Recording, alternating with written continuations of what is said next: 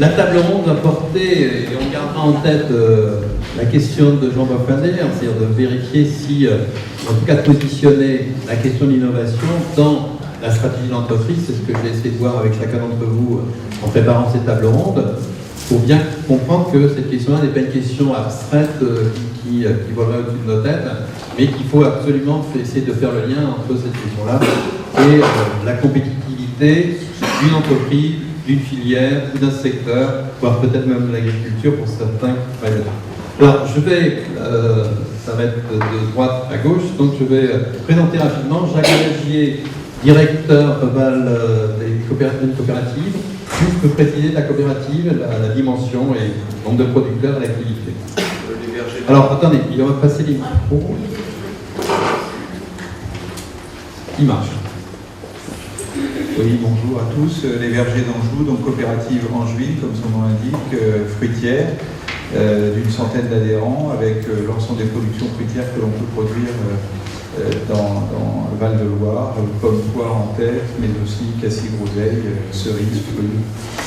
Et donc depuis le 1er août dernier, commercialisant ces fruits par l'intermédiaire du groupe Bluewell, qui est le premier groupe commercial de vente de fruits en France, que nous avons rejoint avec l'ensemble des 5 coopératives que nous rassemblions en Val-de-Loire sous l'entité BVL, qui était numéro 4. Donc le numéro 4 s'est marié au numéro 1. Voilà. Ah, c'est toujours numéro 1 du coup quand même. Le numéro 1 est devenu encore plus numéro 1. Joseph Rousseau, président de Serafel et vice-président d'une des coopératives de Vannes, Serafel. Peut-être présenter la coopérative de Vannes, puisque c'est comme ça qui justifie l'ensemble des structures. Oui, l'UCPT, donc l'Union des coopératives de Paimpol et Tréguier. C'est la structure... Alors, les Côtes d'Armor. Les Côtes d'Armor, voilà, c'est ça, puisque donc je suis vice-président, j'ai été président 14 ans. Ma première légitimité, c'est d'abord d'être producteur, puisque... De quoi ? Je suis producteur de légumes de plein champ dit traditionnel de Bretagne, c'est-à-dire la gamme chou-fleur, la gamme artichaut, et sous abri les différentes tomates et puis fraises, gariguettes et marins des bois, dont ma femme a principalement la charge. Et donc, l'UCPT représente à peu près entre 35 et 40% du potentiel global breton, qui représente 350 producteurs, 600 000 tonnes de légumes, un chiffre d'affaires qui varie, et 2014 a été une mauvaise année, mais enfin bon, au-dessus des 3 millions d'euros, et donc ça représente 6 organisations de producteurs, 6 OP, et donc on peut dire que tout le légume de Bretagne, à 98%, fait partie du Serafel, et 2% étant des producteurs indépendants qui vendent eux-mêmes directement. 300 millions. 300 millions. 3 millions, 300 millions. Bien. Non, 3 milliards quand même, il ne faut pas poser. On raisonne à terme, avec perspective à vue de 3 milliards. Rendez-vous quand ce sera. Avec une marque connue, Prince de Bretagne, et c'est en plus l'ensemble représente bien sûr la première coopérative de production avec la SICA Saint-Paul, Saint-Paul-Léon, plus connue, qui est dans le bassin aiguillé de Finistère. Manuel Rucard, donc, qui est directeur cabinet Chlorosphère. Voilà, présentez juste rapidement les cabinets, ce que vous y faites. Alors, bonjour à tous et à tous. Donc, moi, je suis Manuel Rucard, donc ancien étudiant de cette école. J'ai monté le cabinet de tendance Chlorosphère, qui est le premier cabinet de tendance qui étudie les tendances de consommation sur la filière végétale ornementale, donc toute la filière jardin, production, distribution autour du végétal d'ornement. Et on travaille aujourd'hui avec à peu près 200 à 300 entreprises régulièrement sur l'anticipation des marchés, l'anticipation des attentes des consommateurs pour positionner la bonne innovation au bon moment dans la filière. D'accord, on revient là, vous êtes un observateur privilégié des questions d'innovation. Louis Damoiseau, qui vient d'une association IBMA qui rassemblait les gens qui travaillent justement sur les produits alternatifs ou du biocontrôle aujourd'hui, qui est responsable maintenant de l'Académie de biocontrôle. Louis, tu peux en dire quelques mots sur cette structure. L'Académie, la structure dans IBMA. Alors, IBMA donc rassemble les producteurs, les industriels qui produisent donc des produits de biocontrôle, c'est-à-dire à la fois des macro-organismes comme la coccinelle.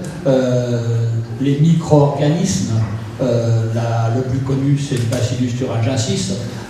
Ensuite, donc, on a les médiateurs chimiques, les phéromones et les substances naturelles. Voilà les 4 familles qui composent le biocontrôle aujourd'hui. Donc leur mission, c'est de faire la promotion du biocontrôle. Ensuite, donc, on a créé en parallèle l'Académie du biocontrôle qui rassemble, elle, plus des chercheurs, des scientifiques de tous bords. Il y a des anciens de l'INRA ou des gens qui sont à l'INRA, il y a des universitaires, il y a des privés, donc c'est multi-site, multifonction, à la fois culture mais aussi secteur zone non agricole. Les forêts, donc on est aujourd'hui 26 adhérents, et puis tous les mois ou tous les 2 mois, on a quelqu'un qui vient nous rejoindre. Voilà, l'objectif que l'on a, c'est de rassembler toutes les connaissances qu'il y a dans le monde entier au niveau du biocontrôle et de les diffuser par tous les moyens possibles, que ce soit des conférences, des publications, et on fait aussi de la formation. Bien, et pour terminer le tour de table de cette table ronde, Monsieur Lambert, présentez aussi un...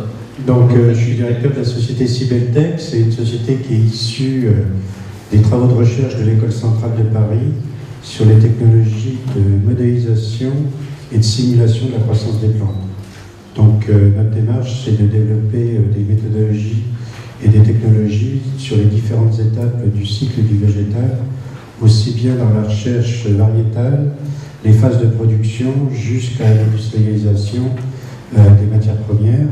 Et donc, on travaille sur les différentes espèces, aussi bien grandes cultures, maraîchères, pérennes ou forestières. Bien, alors juste pour démarrer cette table ronde, je voulais te demander peut-être plus en amont, du côté des producteurs, on va peut-être demander tout de suite Jacques Malagier pour les bergers d'Anjou, peut-être plus globalement pour Blue Whale. Comment vous positionnez cette question d'innovation de stratégie d'entreprise? Vous êtes vraiment là au niveau des acteurs économiques. Et puis, qu'est-ce qui est en train de changer? Comment vous voyez les choses bouger sur cette question d'innovation-là? Déjà en termes de positionnement stratégique. Je répondrai d'abord pour Berger d'Anjou. Pour Blue Whale, on est récemment rentré dans le groupe, donc je ne connais pas encore tous les recoins et tout ce qu'ils font de la stratégie du groupe, et notamment en termes d'innovation. Mais j'en ai quand même déjà une petite partie de connaissances.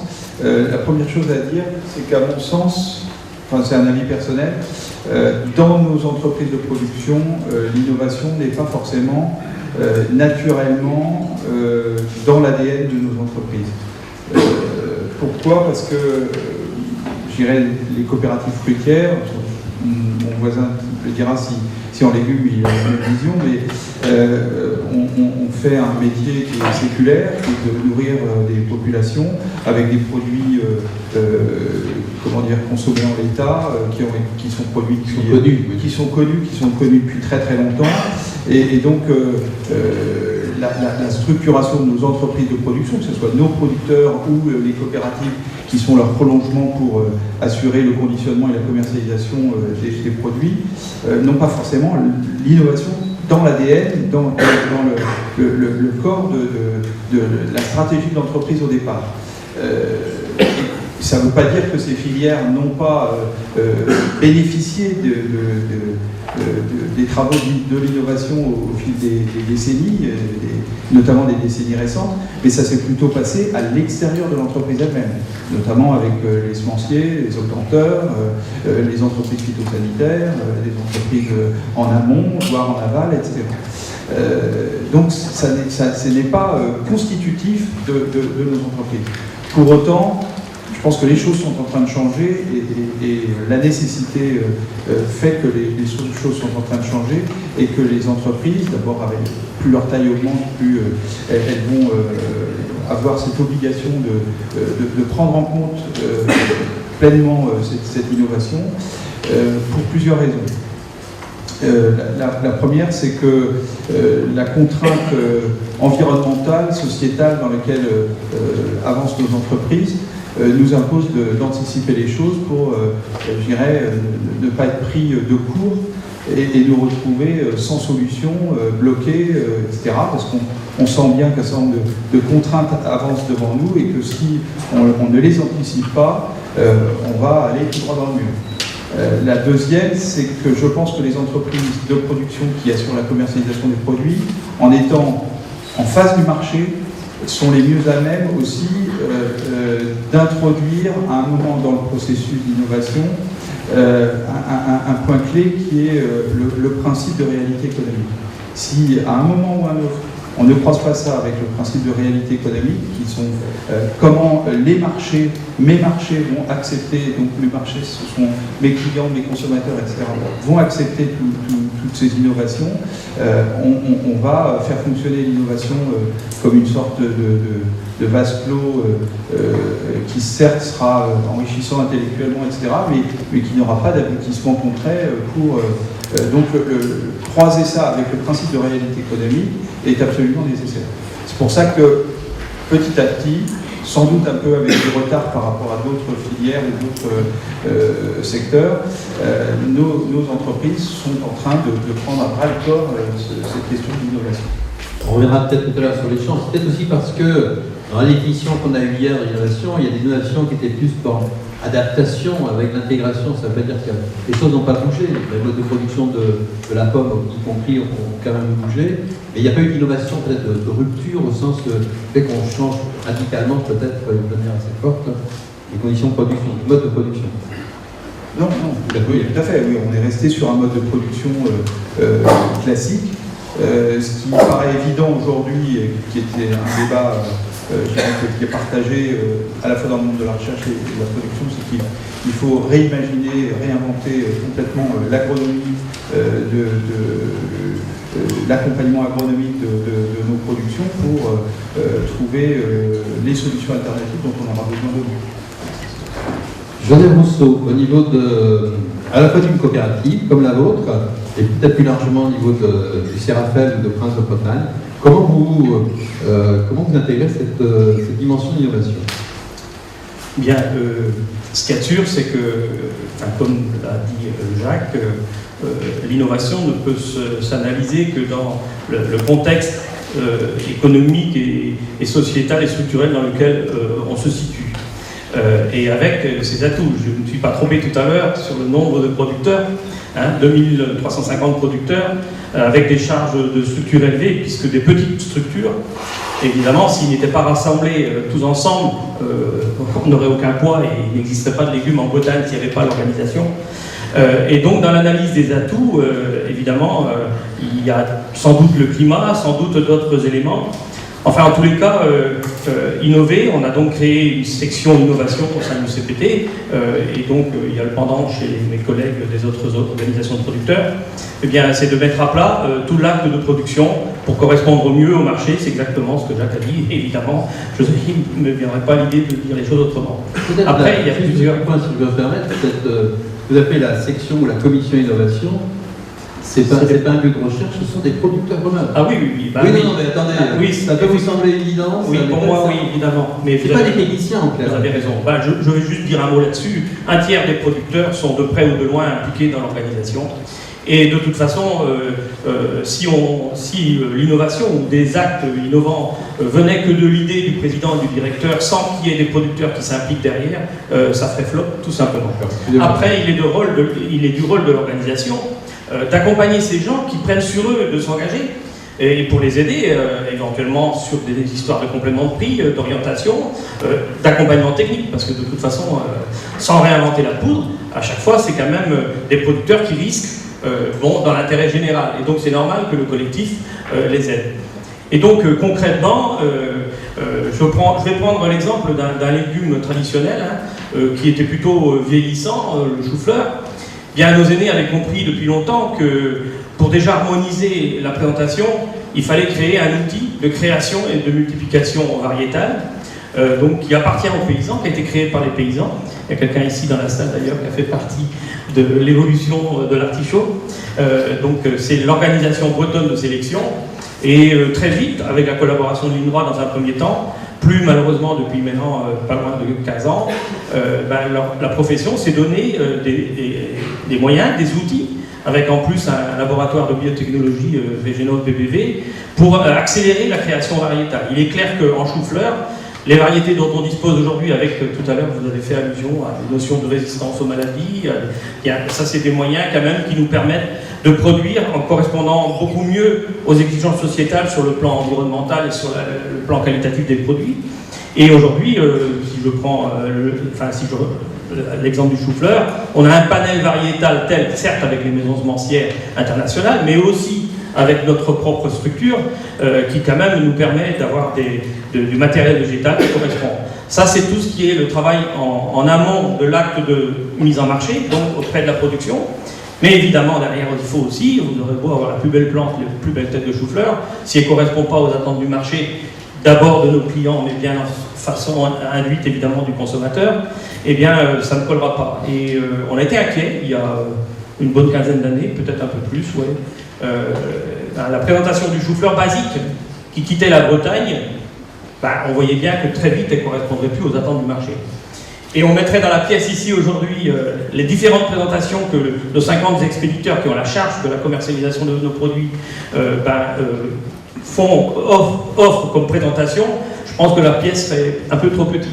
Donc ils ont répondu à ces différentes demandes. Alors évidemment, le marché de la Pologne n'est pas le même que celui de Nantes et puis Moscou, bon, ces temps-ci, malheureusement, l'embargo russe nous... Mais bon, enfin bref, le marché il est vaste, hein, et on exporte plus de 80% par moment, enfin 60% en moyenne du chou-fleur breton est exporté. Et il faut répondre évidemment aux différentes exigences donc de la présentation. Tout ceci en restant dans le légume frais, parce que c'est le légume frais qui permet aux producteurs d'avoir de la valorisation et de vivre donc du revenu. Parce que dès lors qu'on amène les produits à l'orientation de l'industrie, nos charges de structure ne correspondent plus, nos coûts de production ne correspondent plus, puisque certes on apporte de la valeur ajoutée sur l'élaboration des produits à destination du consommateur, mais on a retranché tellement la valeur de la matière première qui ne permet pas à nos producteurs de vivre. Alors, je ne suis pas en train de faire de dénir l'orientation à destination de l'industrie. Nous-mêmes, de temps en temps, il faut quand le temps est trop doux. Néanmoins, ce n'est pas par cet acte de commercialisation-là qu'on apporterait le revenu à nos producteurs. Donc, vous voyez, alors l'amont, l'aval, évidemment, l'innovation. Alors, on a aussi remis au goût du jour toute une gamme de légumes anciens qu'on ne produisait plus. Puis, en fait, petit à petit, avec le consommant français, avec certaines orientations sociétales qui, depuis quelques années, voient le jour, eh bien, il est à la mode de remettre au goût du jour, de remoderniser l'image de certains vieux légumes, même des choses assez basiques comme les navets ou comme les différentes carottes, les différentes betteraves. Alors, on ne va pas dire betteraves rouges parce que maintenant, il y en a de toutes les couleurs. Et tout ce qui est évidemment les cucurbitacées, enfin les différents potivrons, enfin bon, tout de la gamme.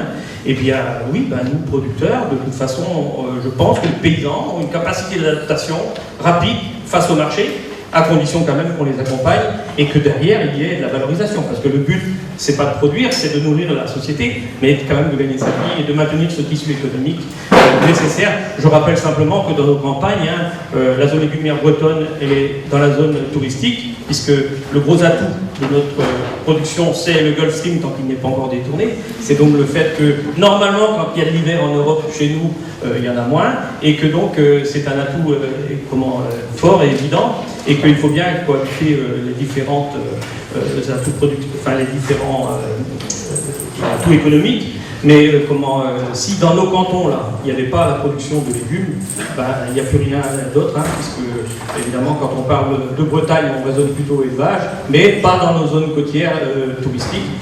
Et puis, donc, c'est quand même très important de préserver ce tissu économique autour des producteurs, parce que quand je dis 2350 producteurs, chacun comprend bien qu'il y a tous les salariés qui travaillent dans les différents niveaux de structure. D'abord chez les paysans, c'est minimum 15 000 salariés dans les exploitations, et tout ce qui est induit après derrière. Donc tout ceci est très très très important.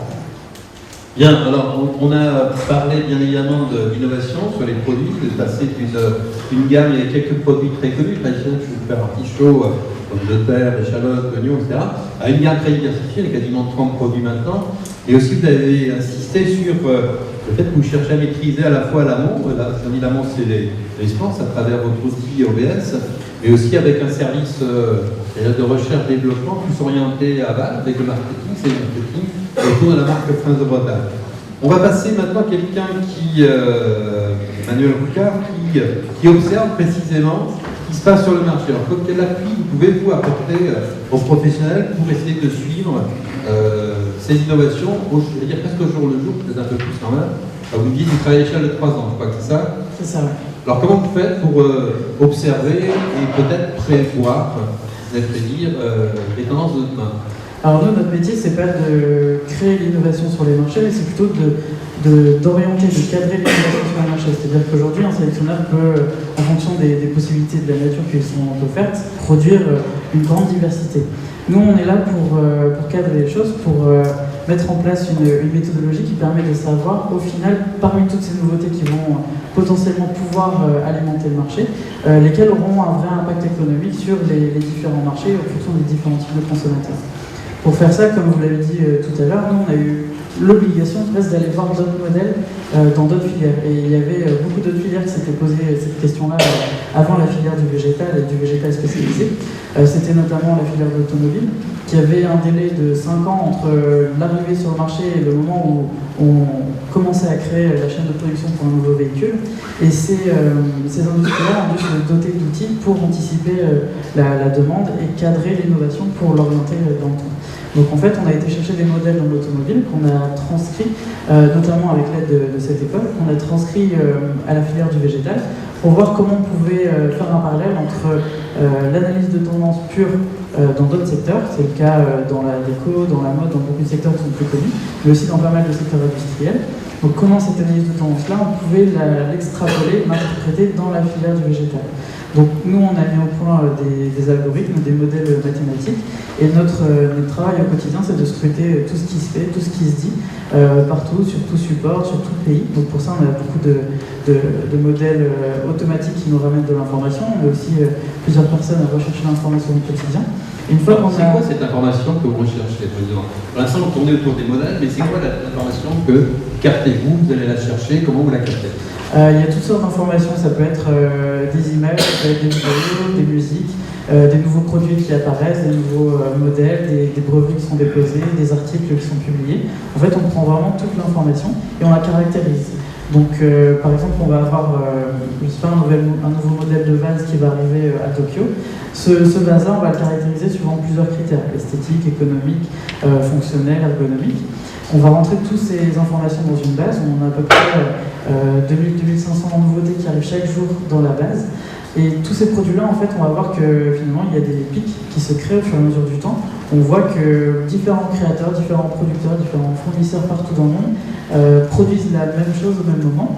Et après, on regarde ces pics-là en corrélation avec la consommation. Donc on est toujours en prise avec la consommation. On a les chiffres de vente au jour le jour qui nous parviennent via différents moyens. Et quand on compare les deux, on voit qu'il y a parfois des phénomènes de tendance qui sont en train de se créer, qui permettent de lancer, cadrer des phénomènes économiques sur des filières. Alors, est-ce que vous pourriez illustrer dans le secteur du végétal, spécialisé, quelques exemples de tendances, soit qui sont apparues, qui sont donc confirmées, ou celles que vous imaginez pour les 2-3 années qui viennent?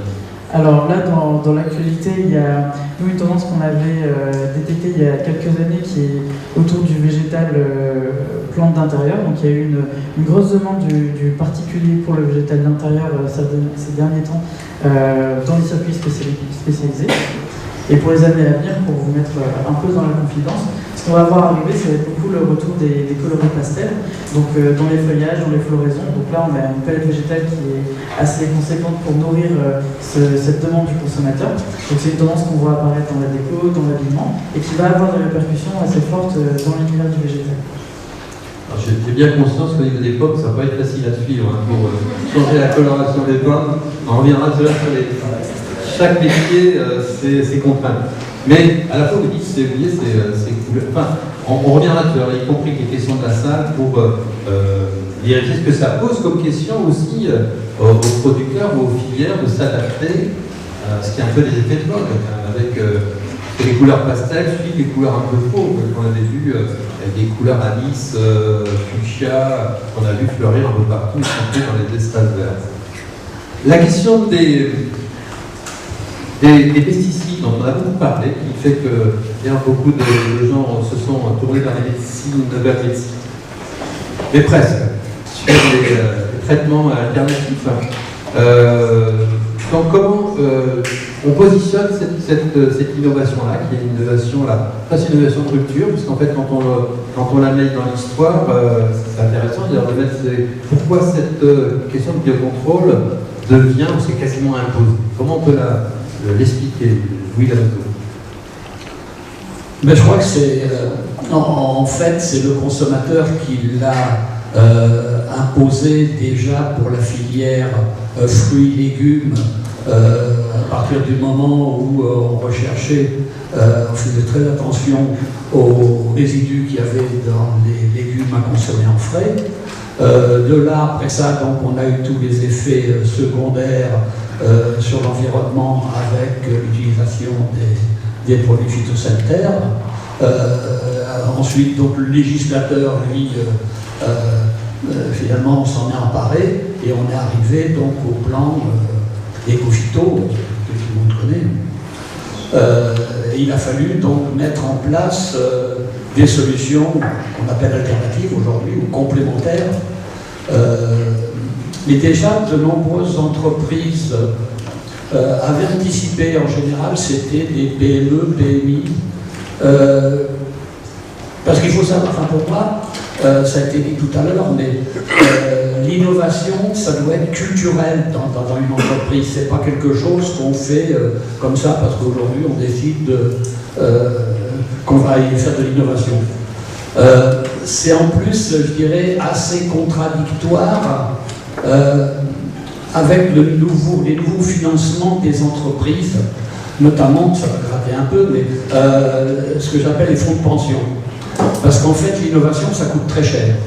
Et en matière de produits de biocontrôle, il faut savoir que c'est 10 ans de recherche avant qu'un produit soit autorisé, homologué.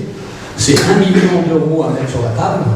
Et quand vous êtes une petite entreprise innovante, il faut le financer. Ça veut dire que les actionnaires de cette entreprise, ils font une croix dessus leur royalty tous les ans. Hein. Ensuite, donc, il y a eu ce bouleversement d'innovation un peu, je dirais, obligatoire au niveau des grands groupes chimiques, qui sont tous mis à racheter. Eux, ils n'ont pas fait forcément d'innovation. Ils se sont emparés des petites entreprises, des PME, où ils ont mis de l'argent pour racheter un savoir-faire. Donc, c'est ce qui se passe aujourd'hui. On va continuer cette... juste pour préciser, vous avez le temps de préciser un peu de votre fonction et le statut de votre entreprise. Comment vous pouvez, qu'est-ce que vous apportez de nouveau dans la façon de voir les modes de production, voire même les modes de commercialisation, parce que le modèle que vous êtes en train, la fusée à plusieurs étages que vous êtes en train de concevoir, va depuis la sélection variétale jusqu'à la mise en marché. Eh bien ça, comment vous voyez cette question d'innovation? Est-ce que l'innovation, elle est, telle que vous l'avez un peu présentée, elle est à la fois de la technologie, il y a des technologies qui viennent à notre secteur, lequel n'était pas habitué, d'ailleurs, le secteur, c'est pas encore le cas, c'est un terme que je n'ai pas cité tout à l'heure, mais dans les groupes, il y a des gens qui ont parlé du haut débit, d'autres l'ont effleuré, mais n'ont pas cité le big data. Vous êtes le monde de mathématiques, on est vraiment dans ce monde-là, de la modélisation, du traitement de données. Et finalement, vous venez, entre guillemets, même si vous connaissez ce secteur-là, vous venez avec une nouvelle façon de voir l'agriculture, en disant l'agriculture, comme d'autres secteurs d'activité, l'industrie automobile, là, vous êtes sur, je vais dire pas l'industrie mathématique, mais en tout cas le monde des mathématiques où il y a tout un tas de choses qui se conçoivent, et vous l'appliquez à l'agriculture. C'est bien ça, c'est ça le projet, l'ambition. Comment vous voyez cette introduction d'innovation que vous cherchez à faire pénétrer, à faire adopter même dans le secteur comme le secteur de la production agricole? Alors nous, c'est déjà la vision du marché agricole en tant que tel, l'économie, qui quand même, il ne faut jamais l'oublier, une des premières économies mondiales. Quand vous avez 1200 milliards de dollars échangés chaque année, uniquement en échange, je parle des 10% de matières premières échangées entre les pays, ça vous montre l'importance de cette économie. À partir de là, il faut voir les défis qu'elle rencontre. Alors les défis classiques, c'est qu'elle doit augmenter sa production, c'est qu'elle doit polluer moins, elle doit consommer moins d'énergie, moins de polluants, mais elle doit aussi augmenter sa qualité sanitaire. Finalement, si on refait le parallèle avec l'automobile, une voiture dans les années 70 consommait 20 litres au 100, elle avait un indice de sécurité, un indice de confort, et néanmoins l'automobile, ça on l'a jamais suffisamment souligné, a été capable de se remettre en cause, et finalement une voiture identique aujourd'hui, entre guillemets, va consommer 3 fois moins, va être 3 fois plus sûre, va être 3 fois plus confortable, et va polluer dans les années qui viennent 3-4 fois moins. Ben, le challenge de l'agriculture, c'est celui-là, finalement, d'être capable de produire plus, de s'adapter aux différents besoins, comme ça a été dit, des consommateurs, d'amener de la réactivité, mais dans le même temps, il va falloir corriger les erreurs. Corriger les erreurs de fertilisation, parce qu'aujourd'hui, c'est mis en évidence, notamment avec les capteurs de rendement, les erreurs en fertilisation, c'est au bas mot 20 à 30%, au bas mot. Au niveau des protections phytosanitaires, il y a des produits qui ont des marges d'erreur de plus de 50%. Donc ça, c'est déjà les simples défis. Et puis arrive un défi majeur qui va tout bouleverser, c'est le changement climatique. Parce que ça, quand on va rencontrer les élévations de température de 2 à 4 degrés, je peux vous dire que ça va bouleverser pas mal de choses. Et un exemple, c'est le café. Quand vous regardez le café, et vous regardez le déplacement de cette culture sur les différents continents, on s'aperçoit que le café qui était parti de l'Amérique du Sud, qui est arrivé sur l'Afrique, qui s'étend sur l'Asie. Demain, si le changement climatique continue, le café risque de disparaître de son continent d'origine. Donc il faut prendre en compte ces différents challenges. Et puis, à partir de là, il ne faut pas hésiter à benchmarker avec n'importe quel secteur économique. C'est-à-dire qu'on a la chance, notamment en France, d'avoir des grands centres de recherche dans tous les secteurs, et il ne faut pas hésiter à se remettre en cause et à aller voir ce qui se passe. Donc bien sûr, l'INRA est un acteur majeur, mais on s'aperçoit que dans l'industrie, notamment aéronautique, automobile, énergétique, il y a des avancées énormes que la France a su prendre, notamment dans les technologies numériques. Il ne faut pas oublier que l'école mathématique française reste une référence au niveau mondial, et je ne vous citerai pas le nombre de prix Nobel dans cette démarche, mais au niveau des puissances de calcul, des savoir-faire HPC, on reste une référence, et dans les semaines qui viennent, vous verrez des grands centres de recherche internationaux qui vont venir s'installer en France pour développer ce savoir-faire. Donc vous voyez, à partir de là, on va amener une vision, nous on est persuadés que c'est ça, on va amener une vision au monde agricole pour qu'il puisse avoir une réactivité et amener de la précision dans l'information, amener de la précision dans les outils d'aide à la décision et amener de la précision dans les applications au niveau de la parcelle, au niveau de la serre et ainsi de suite. Mais il y a des marges d'erreur colossales à apporter, et si je voulais résumer, nous, notre maître mot, c'est création de valeur. Systématiquement, à chaque étape, dès qu'on s'adresse à un acteur, c'est où on est capable d'apporter de la valeur, où on n'est pas capable. Et dès l'instant où on s'investit, c'est qu'on a véritablement l'objectif de partager de la valeur. Donc si on prend la sélection variétale, les grandes masses de données, c'est à peu près 12 à 14% du chiffre d'affaires qui est destiné à la recherche et développement d'un semencier. Sur ces 12 à 14%, ben, il y en a la moitié, 6 à 7% dans la sélection variétale, 6 à 7% dans la validation. Dans la validation. C'est-à-dire qu'un semencier qui fait à peu près 200 millions de chiffre d'affaires, c'est 500 000 parcelles d'essai. Chaque année, pendant 2 à 3 ans. Donc, si on a été capable de modéliser un avion, je vous rappelle encore une avancée technologique française, il y a simplement 4 ans, dans l'industrie aéronautique, tous les prototypes, tous les premiers avions d'une série partent à la casse. C'est que les 2e, 3e ou 4e exemplaires qui sont commercialisés. Pour la première fois de l'histoire de l'aéronautique, il y a 4 ans, le dernier avion de Dassault, le premier exemplaire, était tellement garanti, il avait tellement été testé au niveau numérique, qu'il a été commercialisé. Donc si on est capable de modéliser et de numériser un avion, je ne fais pas le listing de toutes les technologies qu'il y a autour, ça prouve qu'on est capable demain de modéliser dans les 5 à 10 ans qui viennent des parcelles d'essai. Donc à partir de là, on veut faire gagner bien sûr de l'argent, gagner du temps, et multiplier par 3, 4, 5 les hypothèses autour de ces parcellaires. Après, au niveau de la production, je vous l'ai dit, 100 millions de tonnes d'azote sont répandues chaque année sur l'agriculture, avec des marges d'erreur, je suis gentil quand je vous dis 20%, il y a des marges d'erreur colossales, aussi bien dans l'analyse de données que dans les décisions par rapport au potentiel. Je vous rappelle quand même que le potentiel des récoltes, ça reste un enjeu majeur.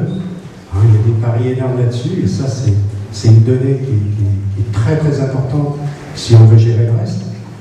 Et puis, après, au niveau de l'industrialisation, c'est-à-dire qu'il faut mettre en cohérence les besoins des consommateurs, de l'économie, puisque demain, l'agriculture, ce ne sera pas uniquement l'alimentaire, ce sera aussi des cosmétiques, ça sera... Je vais vous donner un exemple, les plants de fraisiers, puisque c'est un sujet qu'on va travailler, on va développer, avec un partenaire qui crée des plants de fraisiers, des nouvelles variétés, on va développer ces méthodologies numériques. Et comme il me disait, il dit, moi, il n'y a pas que le fruit qui m'intéresse. Dans la racine, on a trouvé des antioxydants qui sont en train de servir à l'industrie cosmétique. On a été voir différents acteurs, et ça va se reproduire sur de nombreux végétaux. C'est-à-dire que demain, il ne faudra pas se contenter de produire une culture uniquement pour l'alimentaire. Attention, je ne dis pas de détourner l'objectif de l'agriculture. On est bien d'accord, l'objectif de l'agriculture, c'est, et ça restera l'alimentaire. Mais il faut être capable de trouver la valeur ajoutée autour de la plante et autour du savoir-faire de l'agriculteur et de sa filière. Et c'est ça finalement le véritable enjeu de l'agriculture française, c'est que on est capable de trouver cette valeur autour de la plante et autour du savoir-faire du producteur. C'est ça nous, qui nous motive, et c'est pour ça que on est persuadé que demain, ce qui s'est passé dans l'industrie aéronautique, automobile, textile, notre challenge, c'est Dassault Systèmes.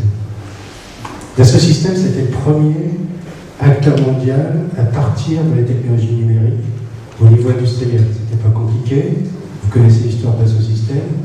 C'est le comptable, entre guillemets, le directeur financier de Dassault Aviation, qui a eu l'idée de dire ça coûte trop cher nos travaux d'études, il faut qu'on passe au numérique. Quand il a présenté son plan à Marcel Dassault, la famille Dassault lui a dit on est d'accord, mais si vous mettez vos économies. Charles Destel, puisque c'était lui le directeur financier, en mettant ses économies dans Dassault Systèmes, est devenu une des 3 premières fortunes françaises. Mais ce que je veux dire, c'est que le premier client aujourd'hui de Dassault Systèmes, c'est pas Boeing, c'est pas Mercedes, c'est pas John Deere, c'est pas IBM, c'est Zara. C'est Zara qui a dépassé Boeing, qui a dépassé Airbus, qui a dépassé tous les constructeurs automobiles, tous les acteurs d'énergie. C'est Zara. C'est-à-dire qu'ils ont su mettre en avant et industrialiser le lien d'information entre la matière première et le consommateur. Et ce lien entre la matière première et le consommateur leur a amené une réactivité que tout le monde industriel leur envie. Bien, merci. Je profite pour dire qu'on passera tout à l'heure, bien évidemment, les micros pour que vous puissiez poser des questions aux intervenants de la table ronde. Je reviens du côté des producteurs.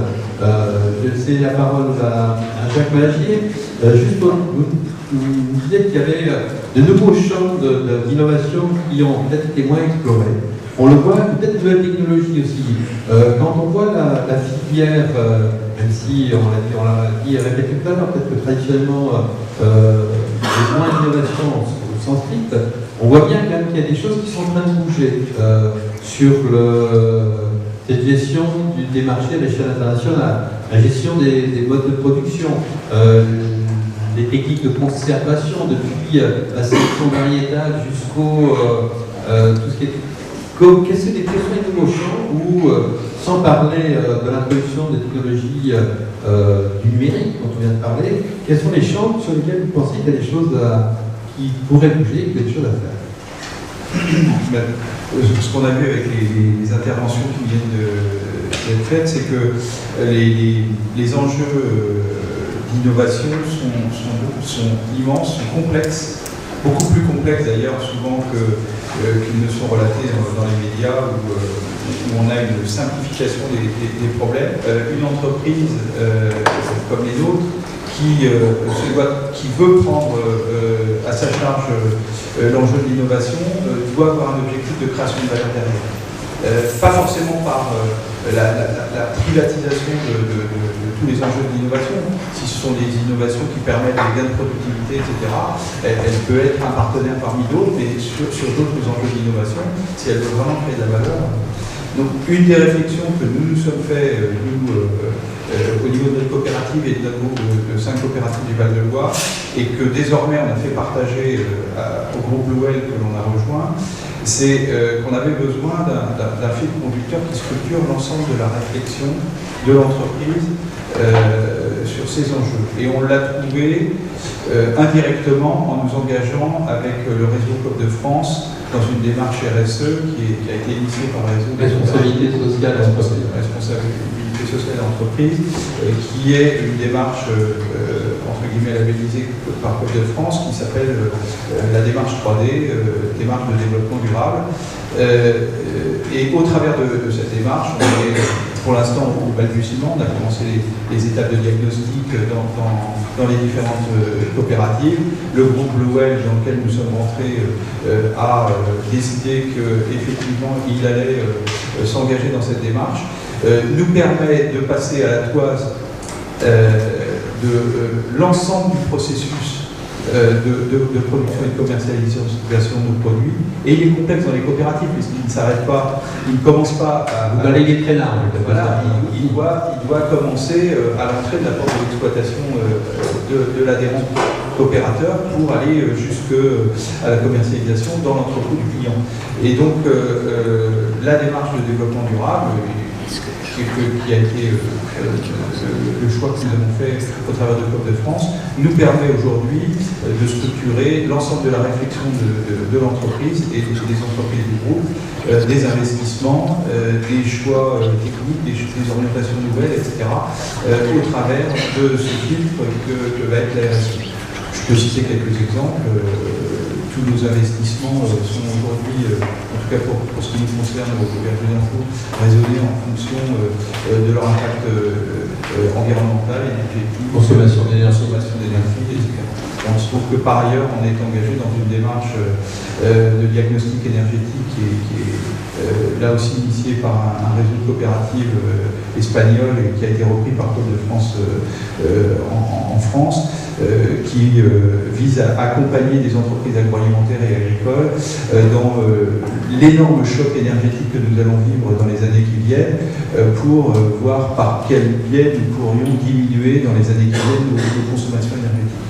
Voilà, c'est le genre d'exemple par lesquels nous allons, dans l'avenir, essayer de faire passer tous les choix d'orientation variétale, d'orientation agronomique de nos vergers, de choix packaging, de choix de conservation de nos produits, etc., pour les faire passer par ce fil.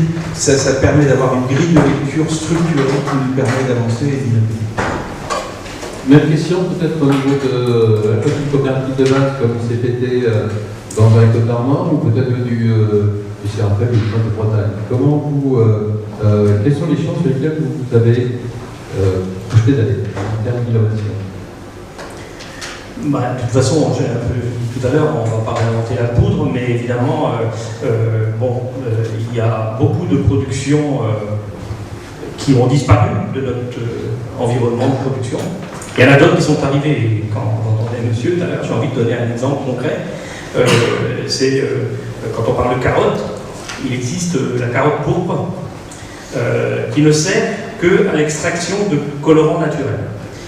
Eh bien, par rapport à ce que j'ai dit aussi, nos charges de structure, la Bretagne n'est absolument pas apte à rivaliser avec les Chiliens, les Turcs qui sont évidemment, on est sur le marché mondial, en termes de coûts de production, on ne peut pas. Eh bien, la collaboration avec l'OBS, l'Organisation bretonne de sélection, a fait que cet outil-là, de création spécifique locale, apporte un atout considérable sur le plan variétal, sur ce qu'on appelle la densité optique, c'est-à-dire la concentration du colorant. Alors voilà, on n'est pas dans l'acte de consommation, hein. Bon, ça reste marginal par rapport au chiffre d'affaires que l'on fait, mais pour un certain nombre de producteurs, on est quand même arrivé à pas loin de 10 000 tonnes de matière brute, et la structure en question, c'est une structure rennaise, et bien évidemment, qui est sur le marché mondial, grâce à la sélection variétale, grâce à des outils que l'on a chez nous, dont on sait, c'est pas le PDG du Canada, donc c'est chez nous. Bien, bon, c'est un exemple concret. Alors par rapport à la question globale, bon, de toute façon, c'est clair que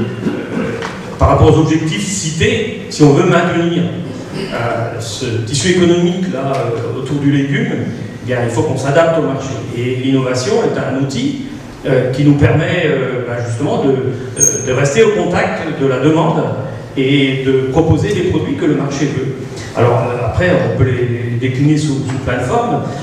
Évidemment, la garantie de l'acte de production et l'acte de mise en marché et de commercialisation par des démarches, Jacques vient d'en citer, mais on n'a pas pu échapper non plus à la démarche acquis confiance, c'est-à-dire, donc ça c'est une démarche aussi de certification de l'acte de production, ça n'apporte rien précisément sur la sécurité alimentaire, mais enfin, grosso modo, c'est dire ce que l'on fait, prouver que l'on fait bien ce que l'on dit, pour que le consommateur et donc l'acheteur ait confiance. Il y a d'autres démarches qui sont impulsées par, et là qui nous sont imposées par le marché, par les centrales d'achat du nord de l'Europe, hein, c'est la démarche Global Gap. Alors, c'est des contraintes au niveau du producteur, parce que bon, on sait quoi, c'est petit à petit de plus en plus de formalisme, au-delà de l'acte de production qui de toute façon est impératif.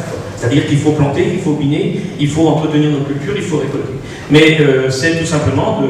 Alors, on se plaint beaucoup que l'acte de production devient très administratif, très lourd. Les paysans n'ont pas forcément tous été formés. Bon, au fil des évolutions, des générations, les choses s'acceptent de plus en plus, mais ça continuera d'aller encore plus loin.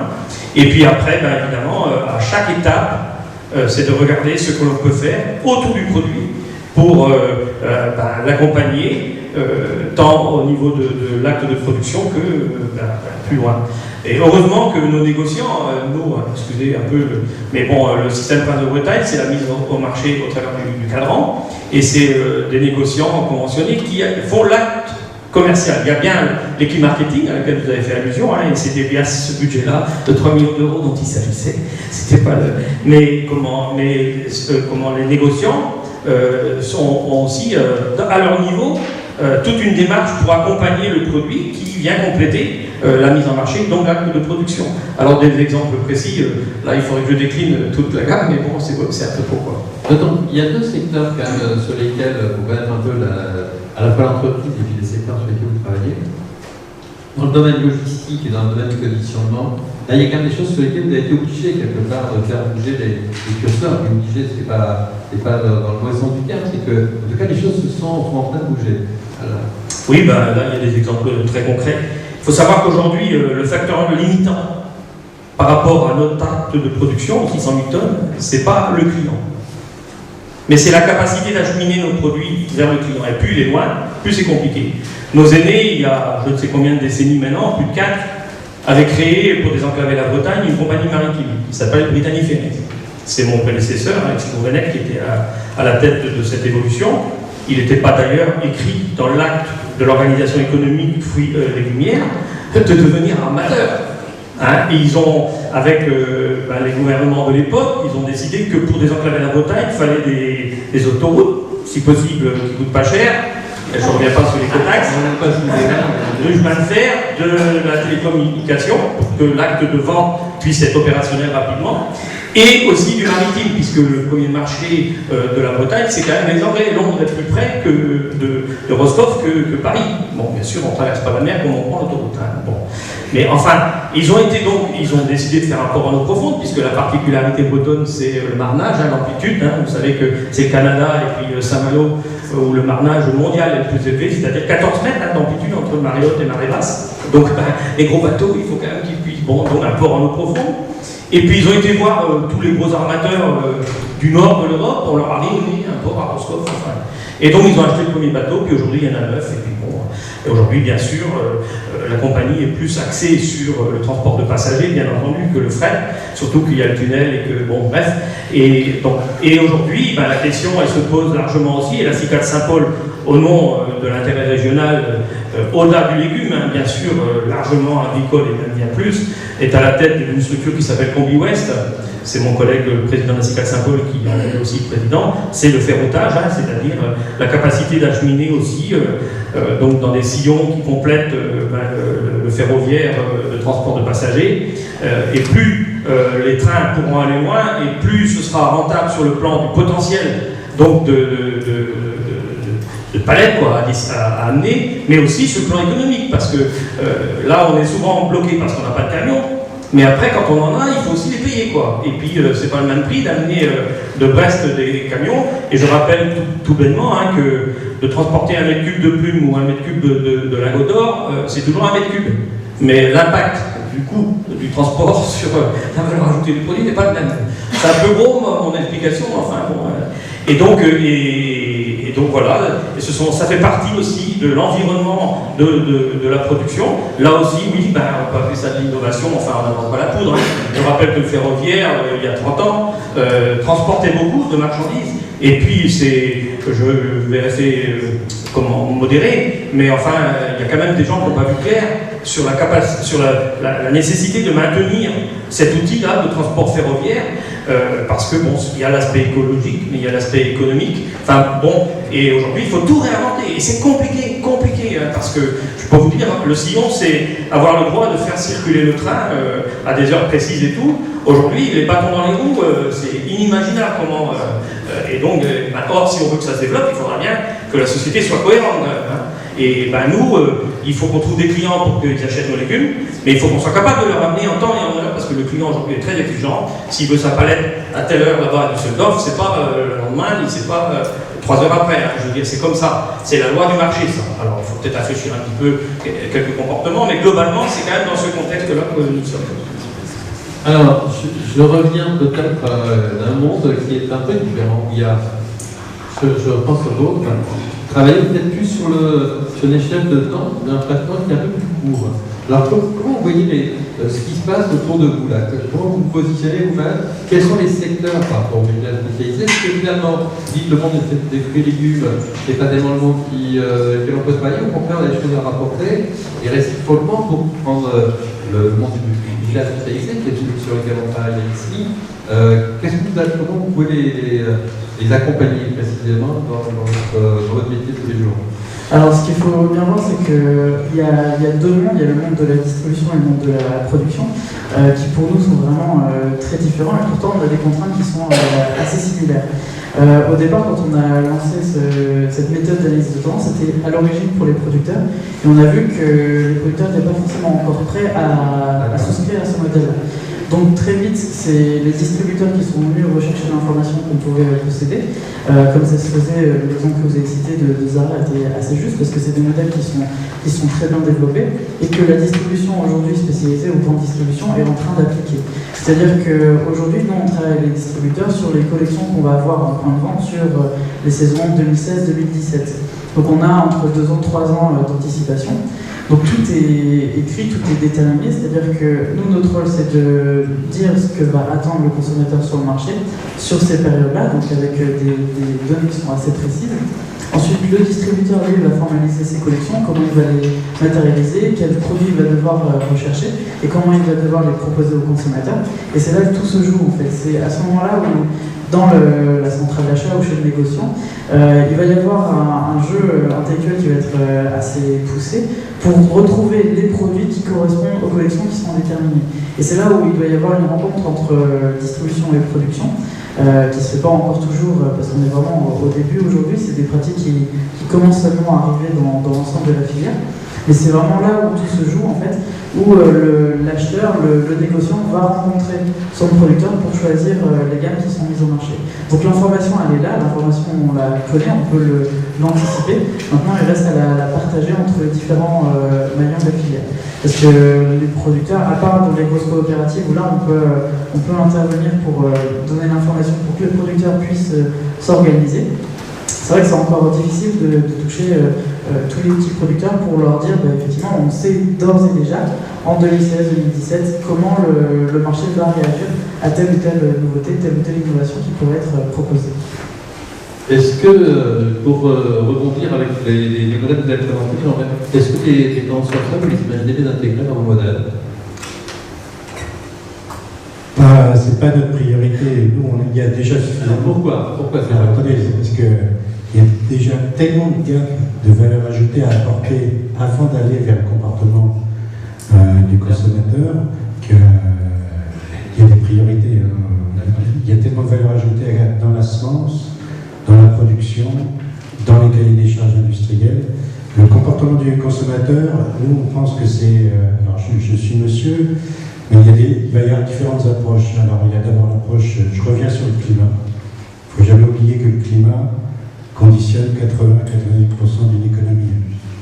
Si demain, il se met à faire beau au mois de janvier, on sera habillé différemment, nos loisirs seront différents, on va consommer une nourriture différente, et ainsi de suite. Alors, chez nous, on a l'habitude, c'est dans les fruits et légumes, on appelle ça les produits météo-sensibles. Voilà, donc nous, l'idée c'est de, pour aller dans cette direction-là, nous, c'est pas le consommateur, hein. Nous, on veut la filière. On part du principe que c'est les acteurs filières, chacun a ses priorités, nous, priorité sur les acteurs filières, et on part du principe que c'est eux qui vont devoir s'adapter et être réactifs par rapport aux besoins du consommateur, qui seront définis peut-être par monsieur, mais c'est ce savoir-faire qu'on va d'abord concentrer sur la filière. Et en leur amenant des informations de plus en plus pertinentes, peut-être de rupture, hein, puisque le gros challenge, c'est d'amener demain une information sur le climat. Et qu'aujourd'hui, il y a le frein sur la météo. On sait qu'il faut 10 ans de recherche pour amener une journée de plus de prévision sur la météo. Et à contrario, on connaît déjà les tendances à 20, 30, 50 ans. Climatique, tendance climatique. Je fais bien la différence entre la météo et le climat. Et au milieu, il y a un gap. Et donc l'idée, c'est le gros challenge scientifique, c'est d'arriver à amener une information là sur le court, ce que j'appelle le court moyen terme, c'est entre 2 mois et puis 1 an. Par contre, ces données-là, vous les intégrez déjà. Pour l'instant, on fait des scénarios. Oui. On offre à nos clients des modèles où on va inscrire des scénarios. Donc, on peut inscrire 1, 2, 3. Mais l'idée, c'est aussi de lui amener des outils qui vont lui permettre de parfaire ce scénario climatique.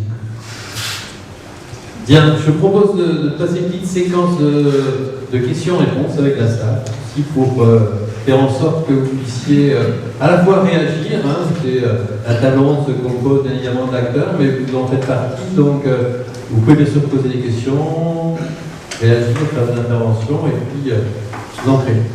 Présentez-vous pour que les gens vivent. Louis-Marie Rivière, je suis président du conseil scientifique de Plantécité, d'enseignement. La question de la table ronde, c'est l'innovation au flux du hasard. Je trouve qu'on n'a pas vraiment répondu à cette question-là, c'est pas qu'on peut répondre.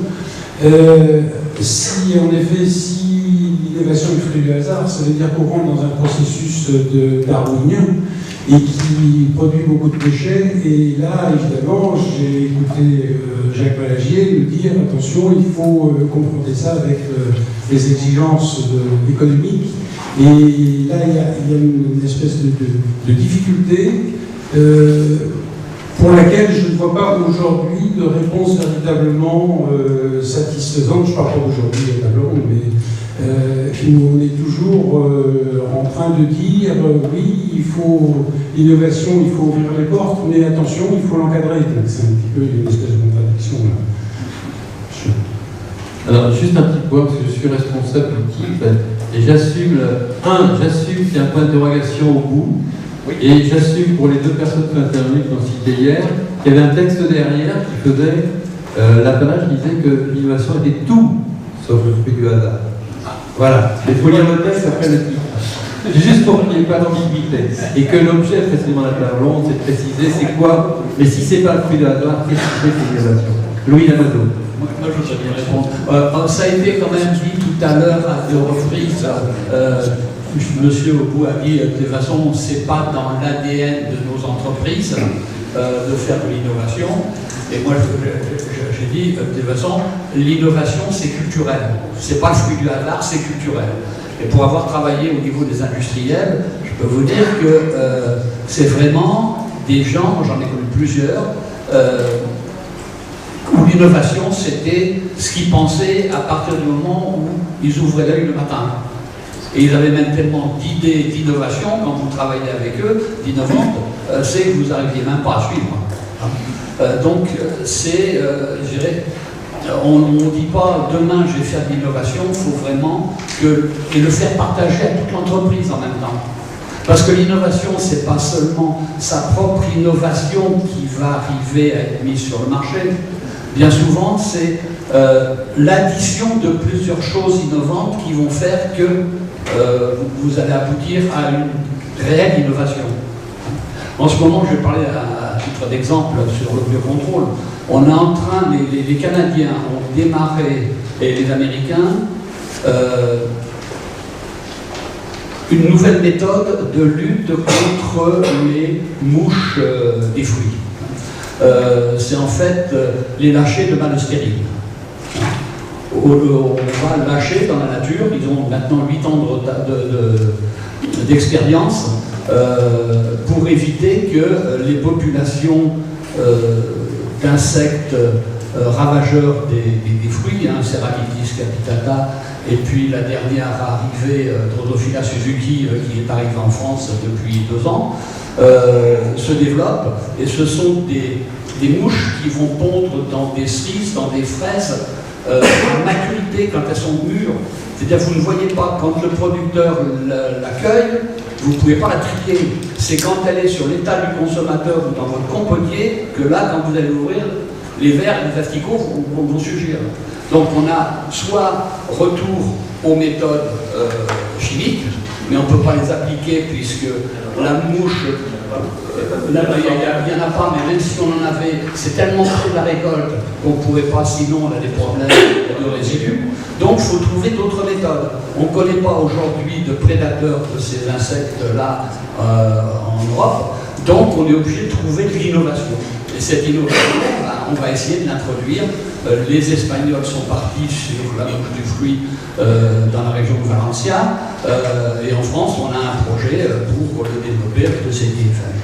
Voilà, donc l'innovation, c'est pas uniquement je dirais, le fruit du hasard, il faut la conjonction, je dirais en même temps, d'un travail qu'on fait et puis d'une opportunité aussi, c'est vrai. Bien, juste pour apporter un petit complément par rapport au positionnement de la formation. Régis Trioli, animateur national du réseau Horticulture Paysage pour l'enseignement agricole technique sur l'ensemble du territoire, spécialisé dans la formation horticulture et paysage.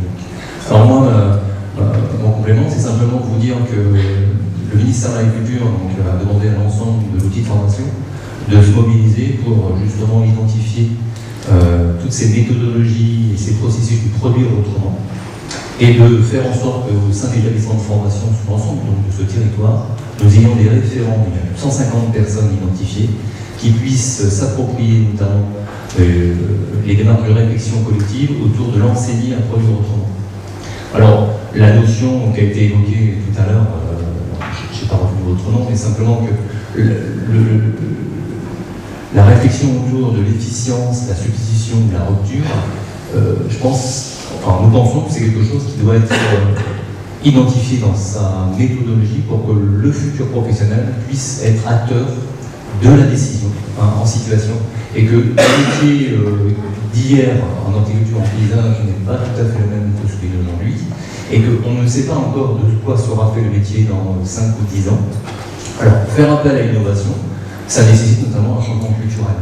Et je pense qu'à ce niveau-là, le paradoxe, c'est qu'actuellement, dans ce processus de changement culturel, on est dans des phénomènes très très lents.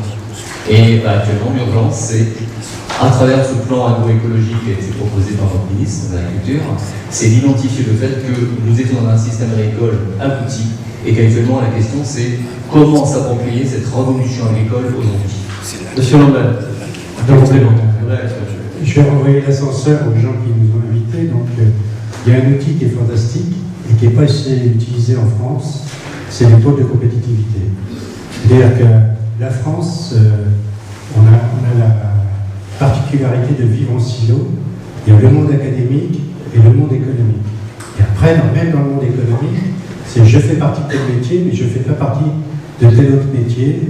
Et après, on a des cloisons, des plafonds verts qui font qu'on a une société qui est relativement figée.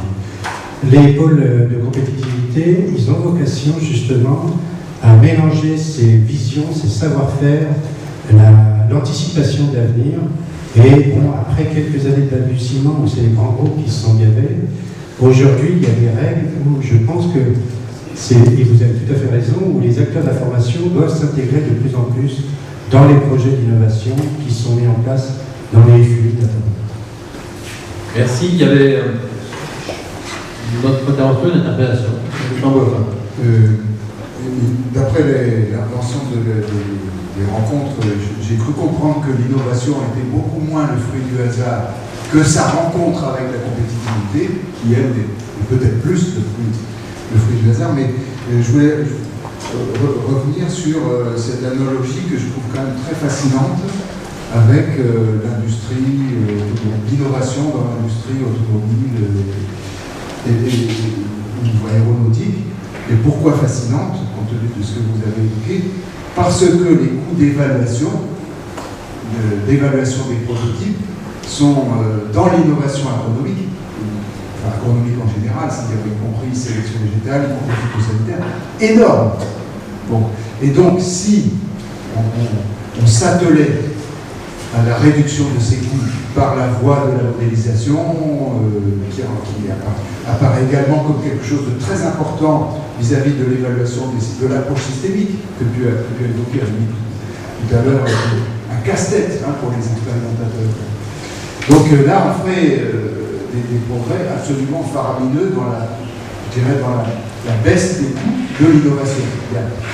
Mais simplement, là où l'analogie trouve ses limites, et où quand même il faut réfléchir, c'est que nous avons dans la sphère agronomique des problèmes d'organisation, de coordination entre acteurs qui sont d'un tout autre ordre que ceux parce que dans une chaîne d'innovation agronomique, il y a quand même beaucoup plus de donneurs d'ordre. Ils sont obligés de se concerter, à la fois pour collecter les fonds, créer on le voyait bien dans tout ce que vous avez dit, la manière dont le l'OBS se coordonne, s'est coordonné, doit de nouveau se coordonner avec l'INRA. Bon, c'est un problème, il faut réussir.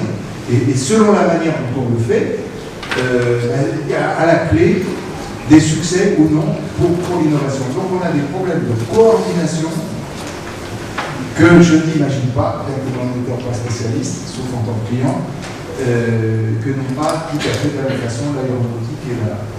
Alors, je suis tout à fait d'accord avec vous. C'est clair que quand on arrive avec des innovations comme ça, au départ, on prêche dans le désert, donc il faut voir si d'abord il y a un marché.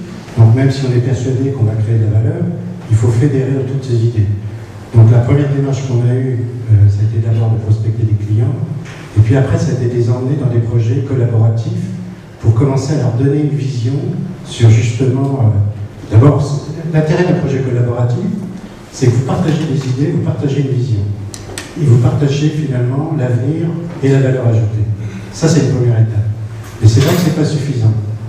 La deuxième étape, il faut savoir fédérer aussi des acteurs. C'est-à-dire qu'encore une faiblesse du monde français, c'est qu'on est, au niveau des entreprises, très individualiste par rapport à d'autres sociétés comme les Allemands, ou comme on peut dire, ils volent en escadrille. C'est-à-dire que les Allemands, ils arrivent dans un pays, il y a une entreprise qui prend les contacts, qui crée son marché et qui est capable d'analyser les besoins et d'amener ses compatriotes ou simplement la valeur ajoutée des compatriotes sur le marché. Le plus bel exemple que j'ai rencontré, c'est au Soudan. C'est pas un pays de référence aujourd'hui, mais le Soudan, suite à sa sécession, le Soudan du Nord crée des barrages pour refaire une agriculture.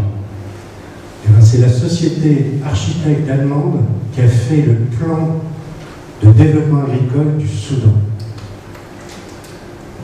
C'est incroyable. Pour revenir à votre question sur il faut s'organiser, vous avez parfaitement raison, c'est pour ça que dans le plan Montebourg, il y a un plan qui s'appelle Supercalculateur, sur lequel on a pu démontrer que les technologies numériques, c'était vital pas seulement pour l'aéronautique ou l'automobile, c'était vital pour la médecine à domicile, les nouveaux matériaux, les multimédias et bien entendu les technologies numériques de végétal. Et pour ce faire, va être développé à Orléans la vallée numérique du végétal, où on veut regrouper justement un maximum d'acteurs venant de tous les niveaux de l'agriculture, de toutes les espèces, pour justement aller de l'avant sur ce savoir-faire et ces technologies autour du numérique. Donc c'est très vaste, hein. Ça va du capteur jusqu'au satellite, ça va aller... il y a des acteurs tout à l'heure qui ont parlé des nouvelles puces de nouvelle génération. Ça va être une voie d'avenir terrible, parce que là, il y a un potentiel de réactivité et d'écoute finalement du végétal qui va être formidable. Pascal Guillermin, oui. Et allez-y, et puis après, je vous sauve à l'intervention. Je vais rester sur le mode d'organisation, justement. Vous êtes deux représentants de coopératives. Dans quelle mesure vous pensez que ces formes d'organisation collective ou assimilées, ou proches, sont des freins, ou au contraire des limites à l'innovation? Alors les freins, des atouts. Alors c'est peut-être... parce qu'on a vu que c'est aussi un outil de mutualisation extraordinaire, en tout cas. Enfin, pour moi, je ne vois pas en quoi le fait de mutualiser les forces ce soit un handicap, c'est plutôt... De toute façon, c'est pas compliqué, je l'ai dit tout à l'heure. Il n'y aurait pas l'organisation, il n'y aurait même pas de légumes en Bretagne. Hein, les marchés de proximité en Bretagne, en chou-fleur et en artichaut, seraient illimités. Et que c'est évidemment par des engagements collectifs, tant sur le plan des moyens, hein, des cotisations, que sur le plan aussi des idées et puis de l'accompagnement à tous les niveaux, que les choses peuvent s'envisager. À mon avis, à titre individuel, c'est même pas imaginable. Enfin, évidemment, je suis président de coopérative et évidemment, nous sommes motivés que par l'intérêt général. Le reste et l'intérêt général dépasse même, au niveau des moyens qu'on se donne et qu'on met sur la table, notre propre intérêt au niveau de la structure. Puisque j'ai parlé tout à l'heure de la logistique, ça n'est pas bien entendu la problématique des légumes. Même si le Prince de Bretagne tout seul, c'est 300 semi-remorques en moyenne par jour. Rien que... Par contre, je voudrais, enfin, je ne sais pas si je réponds tout à fait à votre... Je voudrais apporter aussi, puisque j'ai le micro et je donnerai après, je suis tout à fait d'accord avec l'analyse qui est faite sur l'aspect culturel des choses. D'ailleurs, je n'ai pas appris, moi, la faune auxiliaire à l'école. Or, vous venez chez moi, je peux vous tenir en haleine dans l'observation des cultures, que ce soit de plein champ ou de serre. Je rappelle simplement que, pour l'aspect culturel, que c'est la génération de nos parents qui a vu arriver les pulvérisateurs, qui a vu arriver les pesticides, ce qu'on appelle les pesticides. Eh bien, nos parents, pas plus que nous aujourd'hui, nous étions chimistes, ni capables. Or, il y avait des erreurs fondamentales. La première, c'est la politique du zéro puisson dans les cultures. Hein, si vous faites en sorte qu'il n'y ait pas du tout de nuisibles, comment voulez-vous la faune auxiliaire qui, elle, bénéficie justement des nuisibles? Bon, et la deuxième, c'est que les molécules qui étaient mises à disposition des paysans à l'époque, eh bien, elles tuaient certes les nuisibles, mais aussi, et malheureusement, les bons. Or, la population des nuisibles se reconquiert beaucoup plus vite les cultures que les bons, entre guillemets. Et à ça, je me permettrai de rajouter que évidemment, la recherche de nouvelles molécules, les prix Nobel, tout ça, c'était... Bon, on n'a jamais donné de prix aux gens qui, sur le terrain, observaient. Chez nous, on a des techniciens des stations expérimentales de notre réseau, donc d'amont de l'acte de production, qui ont passé des années à observer justement ce qui se passait dans les champs, y compris dans les talus qui entouraient les champs, qui ont fait des tableaux pour dire, ben voilà, à telle période, le puceron noir de l'artichaut, il se développe, à d'autres périodes, il régresse, puis de toute façon, la faune auxiliaire va arriver derrière. Alors faites en sorte, en observant, de ne pas tout cramer quand même, par pitié. Ben, aujourd'hui, je peux vous parler comme ça, je ne pouvais pas vous parler comme ça quand j'ai passé mes grands diplômes agricoles en 1975. Bien, merci de poser un exemple très concret. Jacques Valentin. Non, pour essayer de... Enfin, moi je pense que la forme coopérative de nos sociétés n'est pas une contrainte, mais plutôt un atout. D'abord, une coopérative comme les nôtres, elles ne sont pas différentes d'une autre entreprise face à son marché, face à ses clients, face à ses consommateurs. Elles sont comme nous. La différence majeure de nos formes coopératives d'entreprise, c'est que l'amont, l'approvisionnement à l'amont, est partie prenante intégrée dans l'entreprise. Ce sont même eux qui en sont les actionnaires, les associés, les apporteurs, etc.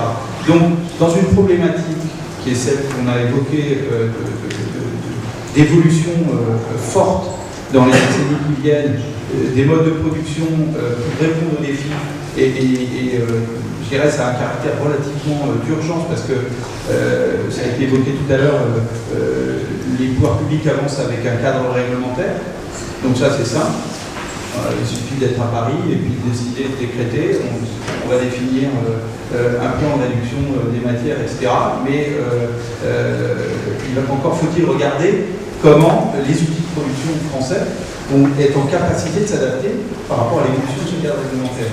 Donc nos statuts coopératifs sont un atout pour essayer de prendre un accord en intégrant les producteurs, parce qu'on va avoir besoin, j'irai jusqu'à la mise en marché, jusqu'à la valorisation, à la création de valeur sur les innovations qu'on pourra apporter pour favoriser ces transformations.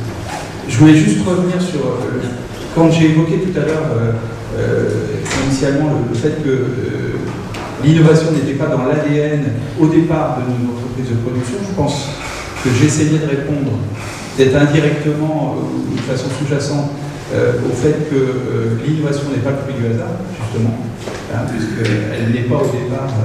Mais en même temps, j'en montrais la grande complexité. Ça répond à la question du Jean Boiffin. Et je pense que la structuration économique de nos filières est une absolue nécessité pour justement gérer ces mutations. Parce que on va avoir besoin, on l'a dit, pour les porter ces innovations, de créer de la valeur. Créer de la valeur, il faut que ce soit les entreprises qui le prennent à leur charge et qui soient capables, à travers ça, de se différencier sur le marché. Or, il y avait quelque chose qui existait structurellement dans nos filières de légumes, c'est qu'on était sur des filières indifférenciées. Il n'y avait pas de marque. Alors, je ne vais pas dire que mon voisin, tous les choux-fleurs se ressemblaient, parce que la marque de Bretagne, elle est relativement ancienne, mais je dirais toutes les tomates étaient les mêmes partout, toutes les pommes étaient les mêmes partout, et donc vous n'aviez pas moyen de vous différencier par rapport à vos concurrents, vos compétiteurs. Vas-y, termine, là, juste.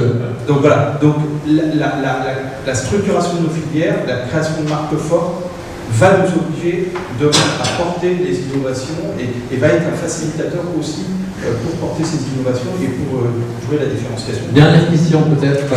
Oui, justement, je vais passer à la dernière question. Après, moi, je demanderai peut-être conclure cette table ronde et je demanderai à Monique Godson aussi de venir conclure les rencontres parce que le temps. Alors allons-y, la dernière question. Merci. J'espère que ce n'est pas une question trop complexe et trop systémique. Je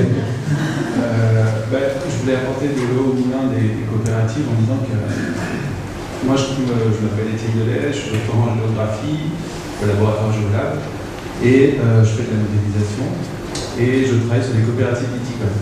Et donc les coopératives viticoles, elles ont été très innovantes en leur temps, elles ont apporté, c'est les premières à avoir embouteillé, elles ont eu des cuvées refroidies pour la vinification. Elles ont eu beaucoup d'innovations technologiques. Et donc, à mon avis, c'est dans l'ADN des coopératives d'innover. Simplement, aujourd'hui, peut-être qu'il faudrait qu'elles innovent sur la commercialisation plus que sur la technologie. C'est des questions ouvertes. Ensuite, je disais, je fais des modèles. Et il y a peu de temps, là, je travaillais à Paris avec l'Institut des systèmes complexes. Et il me racontait l'histoire d'une coopérative vers Clermont-Ferrand qui fait du fromage. Et en fait, le fruit du hasard a fait que des mathématiciens ont rencontré les coopérateurs et que est sorti d'un modèle purement théorique une optimisation du process de fabrication du fromage et ils ont gagné 15 jours sur le process de fabrication du fromage. Et donc là, on est en plein dans ces questions d'hypercalcul, etc. Et donc, dernière remarque, avec la Confédération des 4 coopératives viticoles, on est en train de travailler sur des modèles pour essayer de voir comment est-ce qu'on peut améliorer, ou en tout cas comprendre comment les statuts des coopératives sont un atout pour les coopérateurs. Merci. Alors, je propose qu'on en reste là. Je alerte également Mathilde de Briard. On ne va peut-être pas terminer, on en reste là, c'est ça? Il n'y a plus beaucoup de temps. Mathilde. Attends que j'ai plus de micro. Il n'y a plus de pile. Ça, c'est bon. S'il y a plus de pile, on est obligé d'arrêter. Si, c'est bon, je l'ai. Oui, je propose qu'on arrive à la clôture de cette table ronde. D'abord, remercier bien sûr nos invités. Peut-être tu veux dire un dernier mot. Moi, je veux surtout battre en brèche le titre, parce que c'était ma volonté. Et tout sauf le fruit du hasard. Et je crois que les gens qui l'ont montré, il peut y avoir des hasards et bien sûr que ça existe. Et puis la vie est aussi faite de rencontres et de hasards de rencontres. Mais ce que les gens ont expliqué par la volonté de s'y intéresser, d'intégrer ça dans la stratégie, d'organiser, de mettre en place des outils, de surveiller ce qui se passe, de vérifier que les technologies alternatives ont aussi leur monde à construire, d'aller chercher ailleurs. J'ai beaucoup aimé l'intervention de M. Lambert, d'aller chercher ailleurs des modèles et vérifier, y compris les modèles appliqués à d'autres secteurs comme l'aéronautique, automobile. Évidemment, ce n'est pas la même activité. Mais ce qui est intéressant, c'est pas de dire il ne faut pas jamais copier un modèle. L'innovation n'a jamais été un copier-coller. C'est au contraire de vérifier en quoi cette technique peut être réintégrée. Donc je remercie également tous les gens qui ont accepté de cet exercice-là, à la fois d'en discuter avec vous et puis aussi de construire ensemble là, une nouvelle approche sans doute de l'innovation qui nous appartient.